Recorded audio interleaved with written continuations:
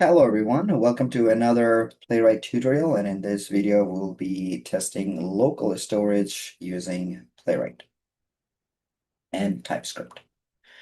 So first, let's talk about what is local storage. So local storage is a feature of modern web browsers that allows web applications to store small amounts of data directly on a user's computers. So basically, if you inspect a web page, for example, this is one of the web pages that I have. So if I inspect this page, and if I go to the application tab, and if I look under the local storage, you will notice that this is the URL that I am opening here. So here you can see some keys and values. So that's what local storage is. So let's try to understand this a little bit more details. So in your user's computer, the data is saved in key value pairs and persists even after the browser is closed and reopened, unless it is manually cleared. So some small data will be stored in the local storage so that if you make a change to your web page, that will remain active, even if you refresh the page or if you come back later. And that works using the concept of key value. So key means the name or label used to identify a specific piece of data. As you can see here, I have 4 keys: debug, mission 7, persistent, hide, registered users, and Shopify selectors. So these are some of the data that we have. So these are my keys and these are the associated values. So the local storage, it uses the key value concept. You can have some examples like username, theme, height, mission 7, and then you will have the values under each of the keys. So together they form a key value pair. Okay. So that's the basic concept of local storage. So again, if refresh the page, this status will still stay the same. So if you make a change, that change will be a permanent change unless you manually update this status.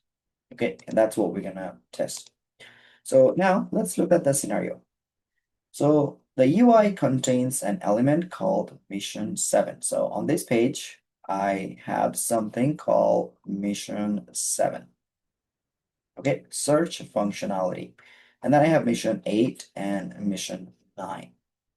So mission 7 is not hidden by its own button. Instead, mission 9's button controls its visibility. So I can control mission 7 using mission 9. So if I say hide mission 7 permanently, if I click on this, you can see that there is no mission 7. Even if I refresh the page, you're not going to see mission 7 because that state has been permanently stored in your local storage. So if I go ahead and inspect again and go to application, and if I look at the local storage, you notice that mission 7 persistent hide status is true. As long as this is true, you're not going to see mission 7 because this is permanently stored. If you refresh the page and if you come back, that status is not going to save unless you click on again mission 7, show mission 7. Only then the status will become false. So now you will see mission 7 again. And that is the test that we are going to do here. So when mission 9 is clicked, mission 7 becomes hidden permanently, and the state or the hidden state is saved in local storage. So the element stays hidden even after a page refresh. Now we can confirm this behavior using Chrome Dev Tools application local storage. We already did. And we can also use the console to do this as well. So I can go to console and write a JavaScript to check the status. So right now, mission 7 is visible. If I want, I can look at the status by writing a simple script by saying, okay, I would like to access local storage local storage get item, and I can pass the key to check its status. So what's the key? So let's go ahead to the application and copy the key. I'll copy the key and I'm gonna go to my console and I will write the command localStorage.get item and I'll pass the key.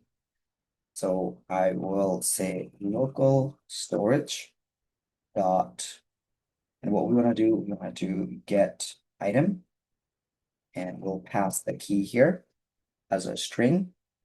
I'll paste the key, complete the quotation marks and complete the parenthesis and press the enter key.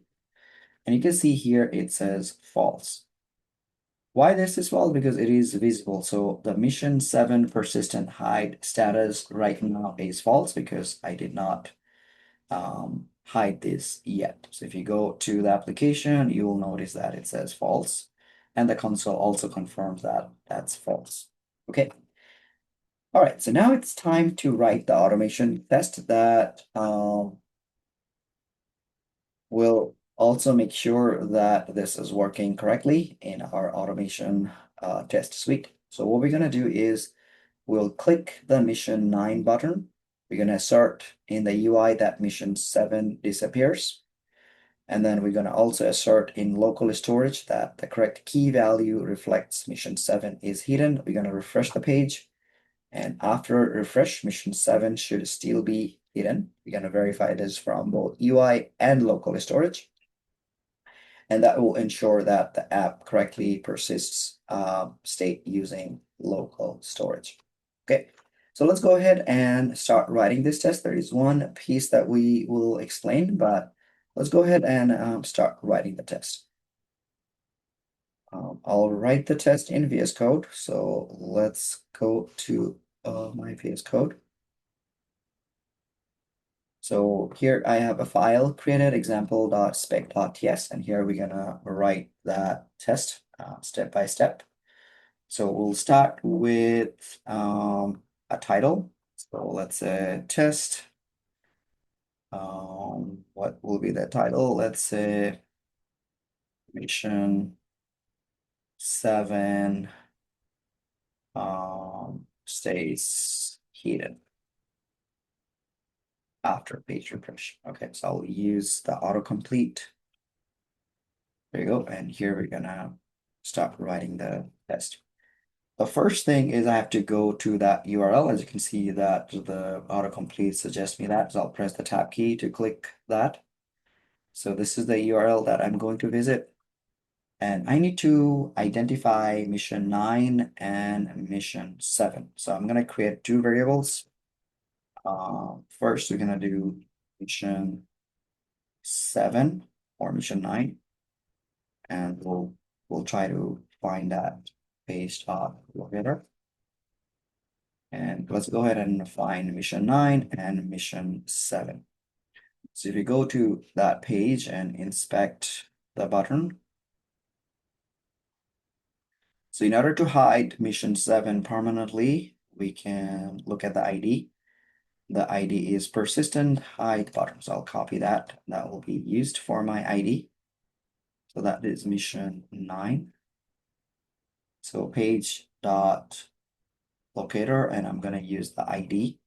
Since I'm using the ID, we'll have to use the hash. I'm going to paste that ID. And that's what we got, mission 9. And then we'll try to find mission 7. So constant mission 7 equal page dot locator. Now, in order to find mission 7, we can look for the ID. I'm not sure if we have an ID for mission 7, but let's take a look. So if we look at mission 7, mission 7 is already hidden, right? Right, sorry. Let's refresh the page, I think. Yeah, there you go. So mission 7 has a search button. So either we can use the search button or I can use the title. So I will use the title. So mission 7 search functionality. So I'll find this by the H2 tag. So I'm gonna go to my script. And here we're gonna find that. So in that case, I can't do dot locator. I'm gonna find by the role. So I'm gonna say get by role. And as you can see, it's suggesting me heading and then name mission 7 search functionality. However, we need one more thing because if you look at the script, I'm sorry, the web page, that is a H2. This is not an H1. So I'll have to explicitly mention that this is an H2 tag. So I'm gonna go to my script and try to mention that we're gonna have a H2 tag. So the way we can do this, so page by get by role, we have heading, that is correct, comma, and then we are finding by the name. So name basically means that is the title, but we need one more thing before we use name. So we will use label, and the label is going to be 2. So that way we can find the H2 tag. And the name, I think it was auto-completed, but let's double check. Mission 7 search functionality. So that looks right. Okay, so we got mission 9 and mission 7. Now what we're gonna do as a next step, we're going to click on mission 9 and it should hide mission 7 and update local storage, right? So let's create a comment that click mission 9. Wait, mission 9 click. Okay, we will refresh this later. First, we're gonna click on mission 9. I'm not gonna refresh the page right now. The first thing we're gonna do is we're gonna verify that mission 7 is hidden. So expect mission 7 not to be visible, right? So this should not be visible at this point. Okay, so that's the first thing, but I also need to go and check the local storage. So I'm gonna say wait till local storage becomes true. Okay, so since we have hidden mission 7, so in the local storage the value becomes true. But how do I test this from Playwright? So let's try to understand this. So let's go to my script. I'm sorry, let's go to the slide to understand what's going to happen next. So something new here, we'll have to use something called page.evaluate. Now, if you guys remember that in order to test the local storage, I have to write a small script in the console, and that confirms that the status is either true or false. So basically, I am going to do the same thing, but using my script. So in order to do this, I have to use page.evaluate. What this does, it basically runs JavaScript inside the browser, the same place where Chrome DevTools console runs code. So just like the way you are writing a script in the console, if you want to do something similar in Playwright, you have to use page.evaluate. So it's going to basically simulates what you could manually type in the DevTool console, right? Just like the way we did localStorage.get, right? So we can do the same thing using page evaluate. So we will do the exact same thing using page.evaluate. And we're going to also use expect.poll because when you click on mission 9, the local storage may not get updated right away. It may take a second or half a second, but your script may run even faster and it may not get the status right away and it could fail. So what we're going to do is we're going to do an expect.poll that will keep checking repeatedly it automatically retries every few milliseconds and is gonna wait up the timeout. So default is 5 seconds. So it's gonna keep trying 5 seconds to make sure that the local storage status has been updated. And that's exactly what we're gonna write. And the syntax that we're gonna use is this. So await expect.poll, and then we will use the page.evaluate, and then we're gonna say local storage dot get item, and we'll pass that key. And that should be true, because right now, if you notice, once I click on this, that means mission 7 is gone. If I go to the application and go to the local storage, the mission 7 persistent hide status is true.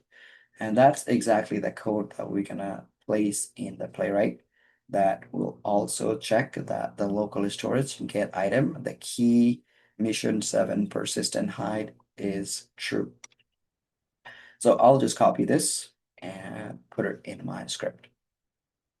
So after we have checked that the UI shows mission 7 is hidden, we'll also confirm this from the local storage. And this is what we're gonna write there. After that, we're gonna refresh the page. So wait, page reload. After we reload the page, we wanna make sure the mission 7, sorry, this, oh yeah, that's right. It is still not be visible. Okay, and that's pretty much it. Okay, so we're gonna run this test and see if it works. So I'm gonna open my terminal and we're gonna run in a debug mode so we can actually see each of the steps. I'm gonna do npx playwright test and I'm gonna do debug so I can actually see each of the steps that's happening. Okay, so here you can see it opens the browser and here is the script that's running. So let's put them side by side so you can see it clearly. So I'm gonna go to the next step.